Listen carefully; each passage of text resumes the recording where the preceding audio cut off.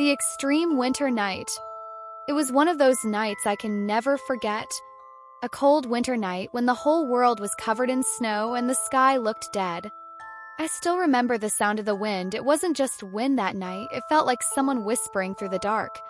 My name is Lena, and what I'm about to tell you still haunts me every time winter comes back. We were 5 friends in that van: me, Ryan, Mira, Daniel, and Sophia.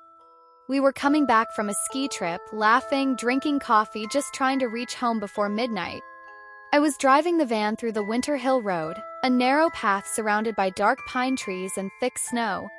The world outside looked like a ghost's dream, white, quiet, endless. Ryan was teasing me, saying, "Lena, you drive like a grandma." And I told him to shut up, but deep down I was nervous. There's something about that road, it never feels right after dark. Then it happened. The van jerked once, twice, and the engine died. Everything went silent. No engine. No music. Just the sound of the wind hitting the van. I tried to restart it, but the key just made a dull clicking sound. Ryan laughed and said maybe the van was too cold. But when I looked up through the windshield, my breath froze. Someone was standing ahead of us. A dark figure in the middle of the road, completely still. At first, I thought maybe it was a traveler, but the way it stood, it didn't move. Not even a little. Then it turned its head toward us. No face, just darkness under a hood. Mira whispered, "Lena, drive." But the van wouldn't move. I flicked the headlights, and in that 1 second of light, the figure was right next to the window. Its face was pressed against the glass, pale and cracked like ice. I screamed. The headlights went off. Everything went black. When the lights came back, the figure was gone.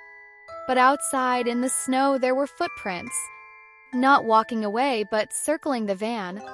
Ryan tried to be brave and got out to check the engine. We watched him through the glass as he opened the hood. Snow was falling harder now, and the fog was thick. Then I saw it. A shadow moving behind him. I banged on the window, screaming, "Ryan! Behind you!" He turned around, and the flashlight in his hand flickered out. The next moment, there was a loud bang on the van's roof. I screamed so loud my throat hurt. We all did. When I finally opened the van door and stepped out, there was no Ryan. Just his flashlight and a glove covered in blood lying in the snow. And then, I heard it.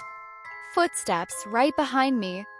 When I turned around, the same dark figure was standing there, inches away. It opened its mouth and whispered something I'll never forget. "Don't go back." I ran into the van, locked the door, crying, shaking. Mira kept asking, "Where is he? Where's Ryan?" I couldn't speak. Then, from the van's radio came a soft crackle and a whisper. "Let me in." It was Ryan's voice. But I swear to God, Ryan was already gone. I wish the story had ended there. If only we had stayed inside the van quietly, maybe things wouldn't have gotten worse. But that voice from the radio, it changed everything. First, I thought I was imagining it. Maybe it was static, maybe just the wind. But no, it was Ryan's voice. Soft, shaky, and cold. "Lena, open the door. Please let me in." Mira gasped. "That's him. That's Ryan." Daniel grabbed the radio and shouted, "Ryan! Where are you, man?" The radio went silent for a moment.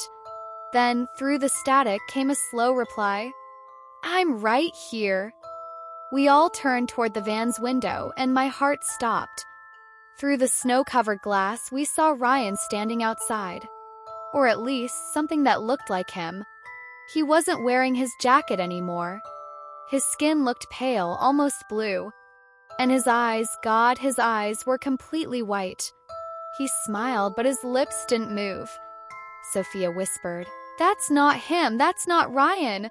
I could feel tears in my eyes. "Ryan, please, if that's you, say something." The radio crackled again. And the same voice whispered, this time softer, "Let me in, it's so cold." Then the van's engine suddenly started on its own. No one had touched the keys. The headlights flickered, the wipers began moving, and the van doors unlocked themselves. Mira screamed, "Lock it! Lock it again." I tried, but the button wouldn't work. The doors slowly opened, both at once. The freezing wind rushed in, carrying a smell like something old, rotten, and burnt. Side Ryan, or whatever that thing was, started walking toward us, step by step. Snow crunched under its feet. Steps slower, heavier, echoing in the silence. Daniel grabbed the metal rod from the back and jumped out, yelling, "Stay away from us!" I shouted, "Daniel, no!" But it was too late. The thing reached him before he could swing the rod. There was a sound like ice breaking, and then Daniel's scream echoed through the night. The van lights flickered again. Through the windshield, I saw Daniel's body lying in the snow, motionless, and Ryan's figure gone. Gone. Mira started crying uncontrollably. Sophia was praying under her breath. And me, I just sat there, frozen. I couldn't even think. Then the radio turned on by itself again. No one touched it. This time it wasn't Ryan's voice. It was a woman, whispering. She said, "You should never stop on this road. He finds you when the wind stops." I turned the volume down, but the whisper didn't stop. It was coming from inside the van now, from behind us. I turned slowly, my breath fogging the air. In the back seat, a woman was sitting there, her face half covered with hair, eyes glowing faintly white. She smiled at me. Her voice was the same as the one from the radio. And she said, "Now it's your turn. I swear to you. I'm not lying." When I turned around that night, she was really there. A woman sitting in the back seat of our van. Her head tilted down, her long wet hair covering half her face. Snow was melting off her shoulders, but she wasn't breathing. Sophia whispered, "Alina, who is that?" I couldn't answer. My throat was dry. The air inside the van turned cold, colder than the winter outside. I could see my breath fogging up in front of my face. Mira was shaking, whispering prayers under her breath. The woman slowly lifted her head. Her eyes were white. Her skin was cracked like frozen glass. And her lips moved, but the sound came from the radio again. "Now it's your turn." I screamed and turned the radio off, but she just laughed. That sound, it wasn't human. It was like a scream hidden inside laughter, echoing inside my skull. Sophia grabbed my arm and said, "Drive, Lena. Just drive." I turned the key and the van started. The tires spun over the icy road, the headlights barely cutting through the fog. The woman was still sitting in the back, silent now, but smiling. As we drove, the snowstorm grew heavier. It didn't even look like snow anymore. It was like ash falling from the sky. Mira cried out, "We're not moving. The road isn't changing." I looked ahead, and she was right. No matter how long I drove, the same trees, the same rocks, the same turns kept repeating, like we were driving in circles. The woman in the back seat started humming softly, a slow, cold melody. I recognized it. It was the same lullaby my mother used to sing to me when I was a child. But how did she know it? I turned around, shouting, "Who are you?" Her head jerked violently to one side, bones cracking. Then she whispered, "You took my road." My heart stopped. "What? What do you mean?" She pointed one long, blackened finger toward the windshield. Through the falling snow, I could barely see a broken wooden sign on the side of the road. It read, "Closed route Winter Hill Road. Accident zone." I realized it then. The map we used must have shown the old road, the one that had been closed for years after an accident. The woman leaned closer, her voice turning cold and sharp. "You drove through where I died." Mira screamed and covered her ears. Sophia started crying hysterically.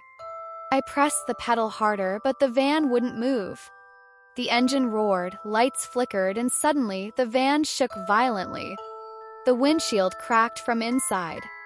The woman began crawling forward, her hands leaving black marks on the seats. I shouted, "Get out! Everyone get out!" We threw the doors open and ran into the blizzard. But the forest was gone. There were no trees, no road, just snow, endless white snow, and the faint outline of the van glowing red behind us. When I turned to look, the woman was standing in front of the van, holding Daniel's body in her arms and whispering something into his ear. Then she looked straight at me and smiled. I thought running would save us. But that night, the snow never ended. No matter how far we ran, the white fields just stretched on, like the whole world had frozen in time. Mira was sobbing behind me. Sophia kept shouting Ryan's name, though we both knew. Ryan was gone. And Daniel, I couldn't even look back at the van. I just kept running. The snow was up to my knees now. My breath was coming out in heavy white clouds. The wind whispered our names, my name. Lena. I stopped. The voice came again, softer this time. Lena, don't leave me here. It was Ryan. Mira grabbed my arm. Don't listen. It's not him. But my heart, my stupid human heart, wouldn't let go. I turned around. Through the storm, I saw a faint shadow, a figure standing far away, waving. Ryan, I whispered, and the figure nodded. I walked toward him step by step. Cold was biting my skin, my eyes watering from the wind. As I got closer, I saw his face. He was smiling, but his skin was gray. His mouth was stitched shut. Still, I heard his voice clear as day inside my head. Why did you leave me to die, Lena? I screamed and fell to my knees. Mira ran to pull me back, shouting, It's not real! But when I looked up again, Ryan's face was gone. Now it was the woman's face instead. Her eyes glowed white through the snow. She whispered, You can't escape the hill. Then the ground beneath us cracked. The snow opened like a mouth, and a freezing wind pulled us downward. I remember falling through blackness, through whispering voices and cold hands that tried to grab me. When I hit the ground, it wasn't snow anymore. It was ice. And under the ice, I could see faces. Ryan, Daniel, even Myra's face, though she was standing right next to me. They were all under the frozen ground, eyes open, mouths moving silently. Sophia screamed, We're dead, Lena! We're already dead. Her voice echoed like it was coming from inside a tunnel. Then everything went silent again. The blizzard stopped. The air grew still. And the forest was back, quiet, empty, peaceful, as if nothing had ever happened. The van stood nearby, half buried in snow. Its headlights were on. Smoke was still rising from the engine. Let's go, I whispered. We need to get out of here. But when I looked at Mira and Sophia, they weren't answering. They were just staring at me, blank-faced. Their lips moved together, whispering in unison, You should never have come back. Then their eyes rolled white, and both of them collapsed into the snow. I screamed their names, shaking them, begging them to wake up. But they were gone. The van door creaked open by itself, and the woman's voice came again, soft like a lullaby. Come inside, Lena. It's warm in here. I looked back one last time at the snow-covered road. No signs. No direction. No life. Just the van waiting for me, like a mouth waiting to swallow its prey. And I walked toward it. I still don't know why I went back to that van. Maybe I was numb. Maybe the cold had already killed something inside me. But when I saw those headlights shining through the snow, it felt like the van was calling my name. Lena, a soft whisper drifted through the wind again. Not angry. Not cruel. Just calling. The door was open. The lights inside were flickering. I stepped closer, my boots crunching over the snow. Inside, the van was warm, impossibly warm. The seats were dry. The frost on the windows was gone. And there, sitting quietly behind the steering wheel, was me. I froze. It was my face. My hands on the wheel. My reflection, breathing, blinking, staring back. I whispered, No, that's not possible. The other me smiled. Then she said in my own voice, You never left, Lena. You never will. The doors slammed shut. The radio turned on by itself, whispering that same cold lullaby again, the one my mother used to sing when I was a child. I tried to open the door, but the handles wouldn't move. The engine started, roaring louder and louder, until the sound became unbearable. And then, the woman appeared in the passenger seat. Her cracked face turned toward me, her white eyes glowing faintly. You drove through my grave, she said softly. Now you'll drive for me. The steering wheel moved on its own. The van started driving, even though the road outside was gone. All I could see was white, endless snow stretching forever. Mira and Sophia's voices echoed faintly from the back seats, laughing, whispering, crying, I couldn't tell which. Ryan's voice came through the radio again, repeating my name over and over. Lena. Lena, turn back, but there was nowhere to turn. Only white. Only the road that never ended. And then silence. When I opened my eyes, it was morning. The storm had stopped. The van was still on the same road, covered in snow, frost on the windows. I saw movement outside. 2 men in bright jackets were walking toward me. They were part of a rescue team. One of them opened the door and froze. Dear God, he whispered. The other said, Don't look too long. Call it in. I didn't understand what they were talking about until I looked down. I wasn't holding the wheel. My hands were stiff, cold, frozen. And next to me on the passenger seat was the same woman's corpse, her mouth sewn shut. They said they found 5 bodies inside that van. Frozen solid.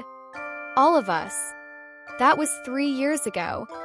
But if you ever drive through Winter Hill Road and your radio crackles and you hear someone whisper your name, please, don't stop. Keep driving. 'Cause maybe I'm still there. Still in that van. Still trying to finish the last drive.